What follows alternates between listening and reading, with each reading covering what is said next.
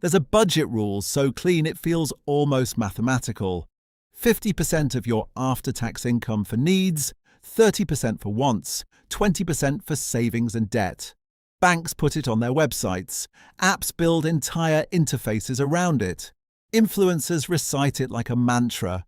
For nearly 20 years, it has been sold as the simplest, most balanced way to handle money without becoming a spreadsheet hermit. And yet millions of people who try to live by it still feel permanently behind.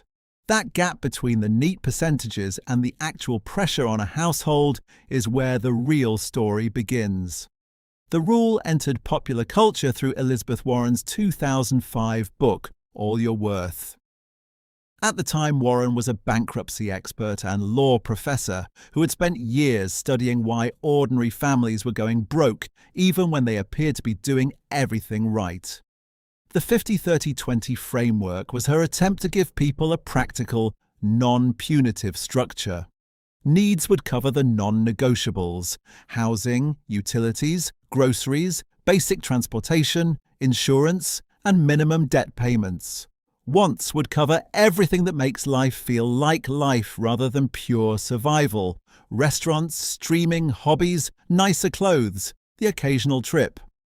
The final 20% would go toward building a future: emergency savings, retirement contributions, extra debt payments beyond the minimum.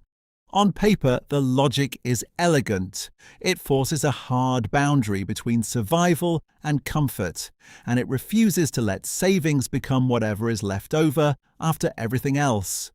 In the mid-2000s, when many middle-class households still spent closer to a quarter or a third of their income on housing, the numbers often worked. A family earning a solid middle income could, with some discipline, keep the essentials under half and still have room to breathe. The economic ground under the rule has shifted. Housing costs in most major cities across the United States, United Kingdom, Canada, and Australia now claim a far larger slice of after-tax income than they did when the rule was written. In some markets, the median house price sits at 10, 12, even 14 times median household income. Renters face versions of the same math. When shelter alone approaches or exceeds 35 or 40% of take-home pay, the 50% needs bucket starts overflowing before the rest of the budget is even considered. Utilities, groceries, insurance, and car costs then push the total higher. Suddenly, the clean 50% becomes a fiction, and the only way to follow the rule is to redefine needs downward until they fit, or to pretend the numbers still work. This is the uncomfortable arithmetic. Most explanations of the 50-30-20 rule glide past. The rule treats needs as a flexible category that can always be compressed to half of income. In reality, the price of the single largest need has risen relative to wages for more than a decade.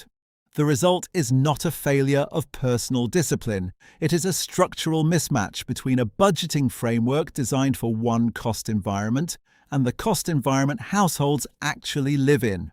Even when housing fits, the categories themselves create quiet friction.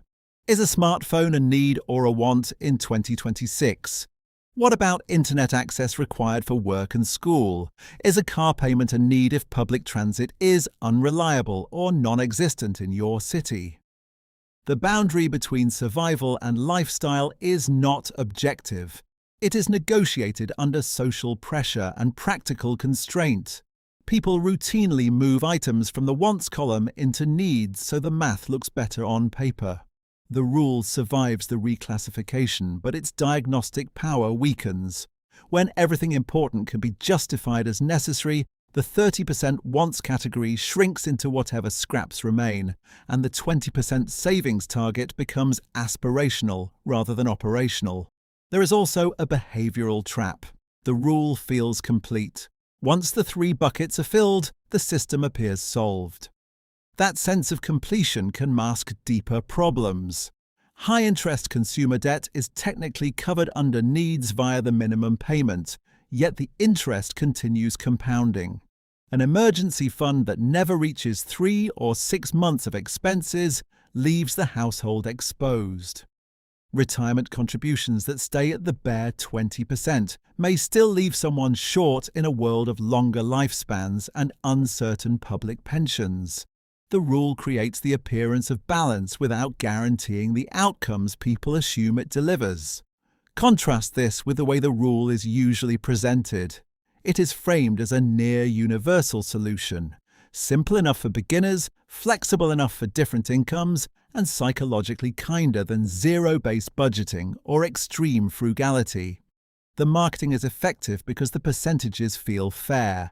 50 feels generous for necessities, 30 feels reasonable for enjoyment, 20 feels responsible for the future. The symmetry is reassuring. What the symmetry hides is that fairness in percentages does not equal feasibility in dollars when the largest expense has permanently shifted. Some households can still make the original rule work.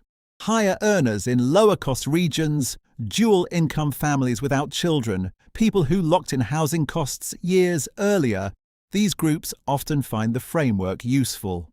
For them, the rule functions as a guardrail rather than a straitjacket. They can keep needs genuinely under half, enjoy the 30% without guilt, and still hit the savings target. The problem arises when the same advice is treated as equally realistic for a renter in a high-cost city whose housing alone consumes 40% of income, or for a single parent whose childcare costs sit in the same range. In those cases, the rule does not guide behavior so much as generate quiet failure. The deeper risk is psychological.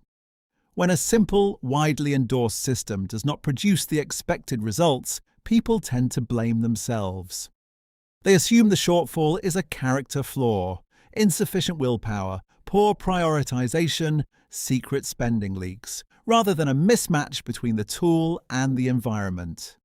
That self-blame can lead either to abandonment of budgeting altogether or to ever more aggressive attempts to compress needs, which often backfires into burnout or resentment. Neither outcome improves long-term financial resilience.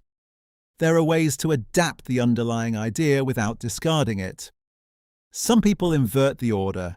They pay themselves first by automating the 20% into savings and debt reduction, then let needs and wants compete for the remaining 80%. Others expand the needs category honestly and accept that savings will temporarily run lower while they attack the structural cost, whether through career moves that raise income, geographic shifts, or deliberate housing choices that free up cash flow. Still others treat the percentages as temporary diagnostics rather than permanent targets, using them to reveal where the pressure is greatest instead of forcing every month into the same mold. None of these adjustments restores the original elegance. They acknowledge that the clean three-way split was always a simplification, and that simplifications eventually collide with reality. The 50-30-20 rule remains popular because it offers something rare in personal finance, a sense of control that does not require becoming an accountant. It promises that if you just allocate correctly, the rest will follow. For a stretch of time and for certain households, that promise held. The question now is whether a framework built for a different relative price of shelter can still serve as a reliable map, or whether it has become a comforting story we tell ourselves while the actual arithmetic of middle-class life continues to tighten. The percentages still look balanced on a page. The lived budget often does not. And the distance between those two realities may be the most useful number of all.